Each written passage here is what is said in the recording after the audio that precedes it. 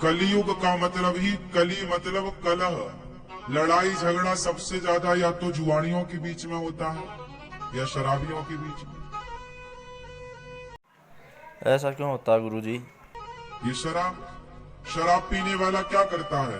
अपनी माँ की आरती थोड़ी उतारता है, माँ को गालियां देता है, पत्नी का जी गुरुजी, ये सबसे गलत काम है। आदर थोड़ी करता है, पत्नी के मंगलसूत्र को बेच देता है।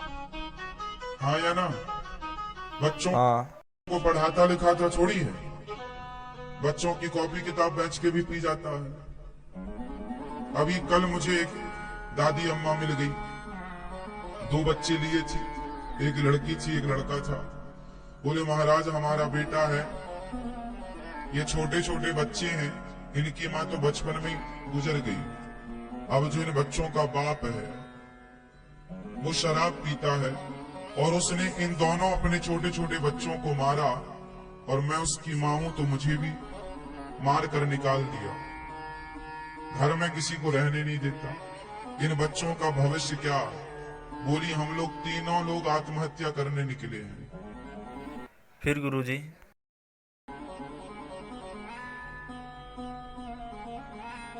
शराबी इस तरह से प्रताड़ित करता है ना अपनी माँ को, अपने बच्चों को, अपनी पत्नी को। हाँ। फिर मैंने माँ को समझाया कि माँ जैसे पढ़ाओ लिखाओ इन बच्चों को, आप समझदार हो, आपके जब तक हाथ पांव चल रहे हैं आप करो कुछ। आत्महत्या करना किसी समस्या का समाधान नहीं होता। समझाया, उसके बाद वो माँ चली गई। फिर गुरुजी? कहने का तात्पर्य तो यही हुआ कि शराबी अपने परिवार को कितना प्रताड़ित करता है ये तो शराबी का परिवार ही जानता होगा। हाँ जी। क्यों जी? शराबी की पत्नी कितनी दुखी है ये तो वही जान सकती है। जिसके पांव में विमाई फटी ही नहीं वो पीर पराई क्या जाने, और जिसने बेटी को जन्म दिया ही नहीं वो बेटी की विदाई क्या जाने। कई बार ऐसा होता है कि हम दूसरों का दुख नहीं जान पाते। दूसरा आदमी कितना दुखी है उसके दुख का हम अंदाजा भी नहीं लगा पाते। क्यों? तो शराब समाज को कितना दुखी करती है? बोलो हाँ।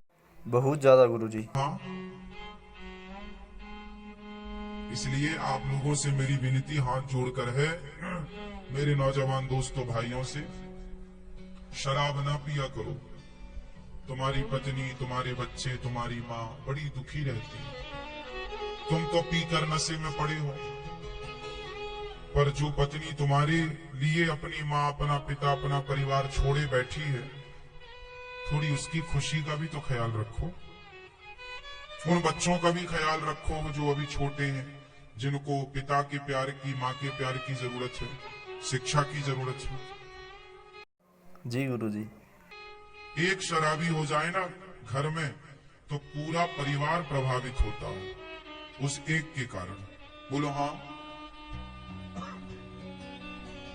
शराब बहुत भयंकर होती है, हाँ। इसलिए शराब पीना चाहिए क्या? शराब अच्छी हो, यदि आपके हिसाब से शराब अच्छी है तो फिर अपने बच्चों को भी पिलाना, और शराब बुरी है तो हाथ जोड़ के कहता हूं आप कभी मत पीना, क्योंकि ये सब बर्बाद कर देती है। शराब सब कुछ बर्बाद कर देती है। आप कितने लोग इस बात के गवाह हैं कि शराब पीकर बर्बाद हो जाता है व्यक्ति? सभी हैं गुरुजी। कितने लोग? हाथ उठाओ।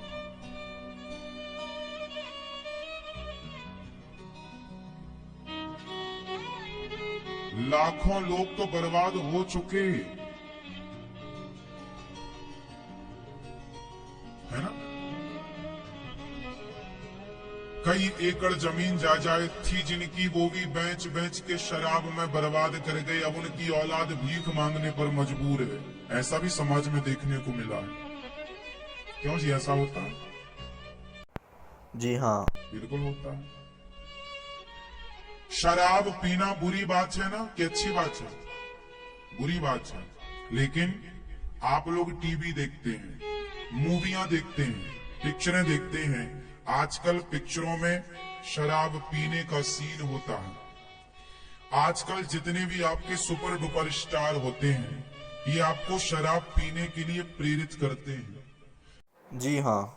मतलब वो चाहते ही हैं कि आप बस नशेड़ी बन जाओ, आप अपने लिए, अपने परिवार के लिए, अपने देश के लिए कुछ ना करो, बस शराब के नशे में पड़े रहो। इसलिए हमारे देश में तो शराब बांट बांट के चुनाव तक जीत लिए जाते हैं। जी गुरुजी। जिस नेताजी ने ज्यादा शराब पिलाई, उस नेताजी को ज्यादा वोट मिलेंगे। ऐसा होता है हमारे देश में। मतलब शराब की बोतल में आदमी बिक जाता है। शराब की गुलामी देख रहे हो आप? वो कुछ नहीं बोलती शराब, लेकिन आदमी को खरीदने की ताकत शराब में है। जी गुरुजी। इस तरह आदमी नशेड़ी है। और सोचिए कि जो व्यक्ति इस तरह से गुलाम होगा, तो अंग्रेजों की गुलामी और शराब की गुलामी, इन दोनों में खतरनाक कौन सी है? शराब की गुलामी। इसलिए आप किसी के गुलाम क्यों बने? क्यों अपना बोतल भर शराब में अपना विवेक, अपनी बुद्धि नष्ट करें? क्यों नहीं अपने विवेक से काम लेते आप लोग? हमारे देश में गरीबी का सबसे बड़ा कारण शराब है। जी गुरुजी, शराब सबसे गलत बात है, हमें शराब नहीं पीनी चाहिए।